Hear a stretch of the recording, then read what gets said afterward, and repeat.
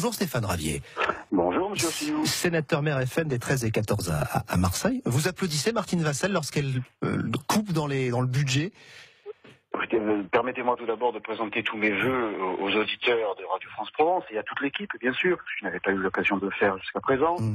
Bon, écoutez, c'est une mesure intéressante, mais elle est surtout symbolique. Moins 20%, c'est pas symbolique, si? Écoutez, ils sont quelques dizaines d'élus concernés. Sur le budget, ce n'est pas. Je ne dis pas qu'il ne fallait pas le faire, mais ce n'est pas ce qui va révolutionner les finances du conseil départemental. Je crois qu'il vaudrait mieux s'intéresser à cette manne financière que constitue l'aide sociale, qui est nécessaire, bien sûr, mais qui mérite que l'on s'y penche de près. Il y a là, je suis sûr, des sommes considérables à économiser, car l'argent est depuis très longtemps, il continue à être jeté par les fenêtres. Alors pourquoi vous avez été loué le dôme pour présenter vos vœux, Stéphane Ravier? Combien ça coûte? Combien ça coûte, Stéphane Ravier, ça? Là, c'est vraiment un sujet ô combien important dans l'actualité. On peut aller très très vite si vous nous dites combien ça coûte et pourquoi vous l'avez fait. Non, mais écoutez, c'est une question, pourquoi pas. Alors, je l'ai loué parce que cette location coûtait moins cher que la location de la structure qui était louée chaque année à la mairie de secteur, y compris et surtout même par mon prédécesseur, une grande tente, une grande structure qu'il fallait donc louer, qu'il fallait gardienner, qu'il fallait louer la scène, enfin tout ça coûte une certaine somme d'argent.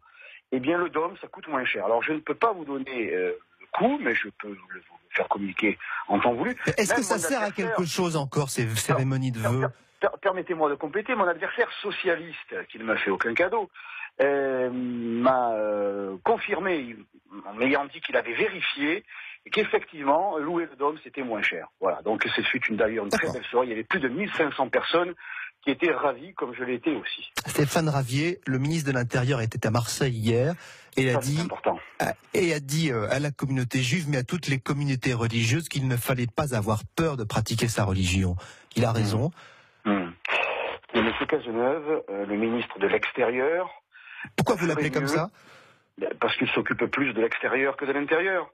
C'est celui qui vient à Marseille rassurer, dit-il, la communauté juive et toutes les communautés religieuses, tant mieux, mais qui est à l'origine de cette atmosphère qui a conduit à ces actes par sa politique, car tout a une explication, tout ça n'arrive pas par hasard. Lorsque le Front National dénonçait il y a plus de 20 ans les conséquences à venir de la délirante politique d'immigration qui allait incontestablement, inéluctablement mener à un communautarisme, et un communautarisme qui allait entraîner un islamisme.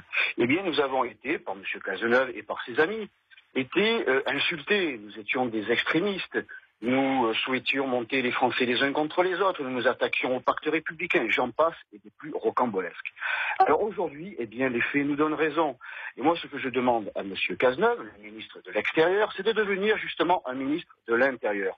Et de rester dans son bureau, d'être entouré des spécialistes de la police et du renseignement, et de faire son boulot, et pas de la communication.